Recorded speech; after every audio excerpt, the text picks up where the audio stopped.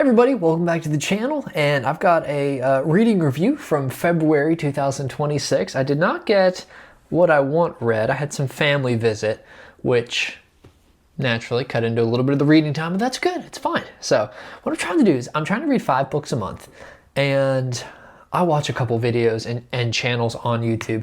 I mean, it's like 12, 13, 15 books a month that these people are cranking through, and like, respect, but number one, I do not read that fast, and number two, I don't know how you have the time, but respect. So I'm trying to read 5 books a month. It's about like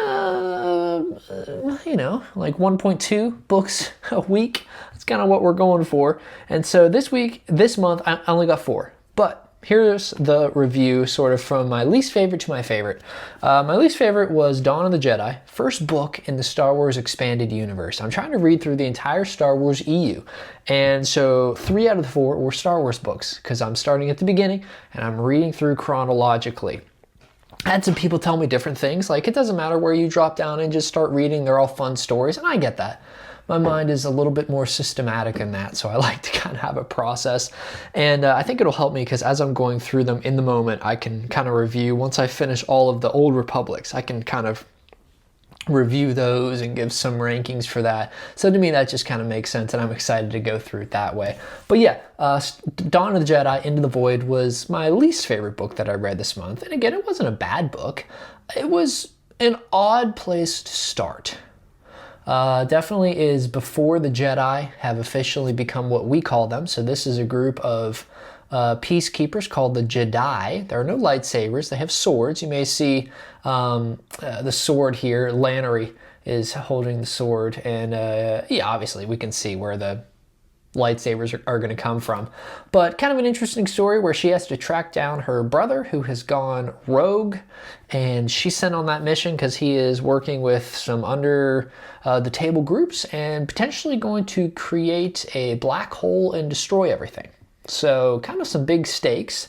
I remember being a little confused the entire book because Lannery makes seemingly every wrong decision possible. And that's fine, but why was she the one chosen to fix the problem by the Jedi Council? Other than the fact that it's her brother who's the bad guy. I feel like maybe we could have like sent like another Jedi with her. Maybe like a Jedi Master would have been handy, but regardless. Interesting story to see how it sort of finishes out. Tim's book here, Tim Levin, started the EU. So fascinating, and yeah, kind of my least favorite book that I read this month. One thing I did enjoy, I will say this, I don't want to be completely negative. One thing I did enjoy was seeing on the Jedi Council that there were some Sith who were in that council, and something that I think Star Wars that I've not seen done well is understand what it means for the Force to be balanced. That's what, Anakin's called to do, balance the Force. But seemingly balance in the movies and in the TV shows is that there's no Sith and that there's all these Jedi.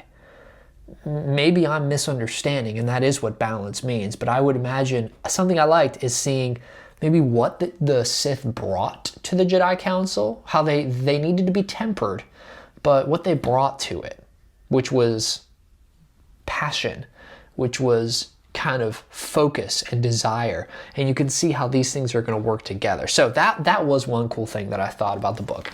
The second book, so my third ranked book that I read was Revan, Star Wars Revan. And I know this one is pretty popular. And I enjoyed it. I really did. You've got Revan, who is a Jedi who turned to the dark side and then was turned back to the light by the Jedi Council, and his memories were removed. So the entire story is him trying with a friend, a Mandalorian friend, to sort of piece back together his past and figure out why there is still some outstanding issues. The Sith are interesting in this story, specifically Darth Scourge, who is sort of this up-and-coming Sith Lord. And it ends, I'm not going to tell you the spoiler, but it ends not where you thought it would end. And Drew Karpyshyn knew that he would get some mixed reviews, but you can check out the Old Republic video games, which is where Revan is originally found, and he wanted to sort of piece together some of that story as well. So good story. Star Wars Revan was my third. The non-Star Wars book that I read this month was Raymond Feist's Magician Apprentice, and I really enjoyed this. This is the first in the Rift Wars cycle, which is all the books that he's created in this universe. And this is book 1. There's like 35 plus books in this Rift Wars cycle. The Rift Wars saga is sort of the first arc in it. So this is book 1 of the Rift War saga. And Pug is an apprentice to the magician Kulgan. He's the runt of the kingdom and nobody wants him. And so Kulgan sees something in him. And so he selects him on the day of choosing to be his apprentice. Well, Pug and his best friend Thomas find a ship that has been shipwrecked, and a very mysterious man, an alien is what he's going to be called, who they discover is from another world. And he has wound his way up into the kingdom through a rift in space and time, and that rift becomes larger and larger as enemies begin pouring through the rift.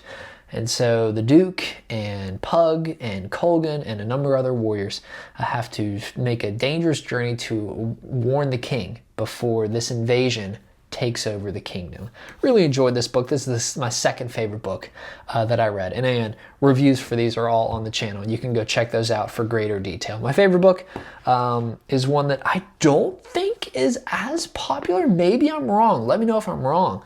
The final Star Wars book that I read, which is the second in the timeline, Star Wars Lost Tribe of the Sith. This, through thousands of years, follows one tribe of the Sith on the planet Kesh. They have crash landed, and it shows how these Sith have to work together to create civilization and culture and survive, because we know what Sith do. They kill everybody and they themselves want to be in charge of everything. And so I was fascinated by John Jackson Miller following these characters. And again, there are some bad guys and then there are some really bad guys in this story. And you kind of have to keep it there. We're not really talking about the good guys. There are some good characters, but they're not from the Sith. And even the more relatable Sith are still bad guys, and you still are made aware of that because they make decisions that the Sith would make. John Jackson Miller was asked to create background for this lost tribe that shows up later. I don't remember which series they show up in. I knew it at one point, but he was asked to sort of create a little bit of a background. So this is the background, The Lost Tribe of the Sith, the second book in the EU, and one that I really enjoyed. There were some short stories, and that's what it is. Each chapter is a short story. It's sort of a little snippet, and it may jump up 1 year, it may jump up 10 years, it may jump up 1,000 years in the story on this planet. So it keeps you moving, and it's cool is that sort of each short story, looking back, that's like now the religion and lore. So it's funny because you're like, oh, I know all these people. I read about them, and now we're 1,000 years in the future. So a really cool story. There were certainly some stories that I enjoyed more than others, but a great book, and the favorite one that I read this month. So what did you read this month? Do you have a target for how many books you're trying to read in a month? I'm trying to hit 5, and I think that's going to work well for me. But what's your strategy? How much time do you take every day when you read? And what did you read in February that you think I should know? Should I put it on my to-be-read list? Let me know in the comments. Thanks so much for watching, and we'll look forward to getting back together in the next video.